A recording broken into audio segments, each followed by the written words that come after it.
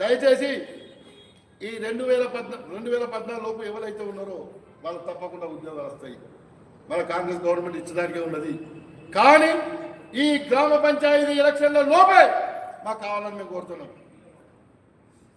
దయచేసి కాంగ్రెస్ మంత్రులారా, కాంగ్రెస్ ఎమ్మెల్యేలారా, ఎమ్మెల్సీలారా మరియు గౌరవ ముఖ్యమంత్రి గారు మా కళాకారులను ఆదుకొని మమ్మల్ని రోడ్డు మీద పడకుండా మీరు చూడాలని కోరుతూ ఈ ఉపన్యాసం ఇంతతో ముగిస్తున్నాను.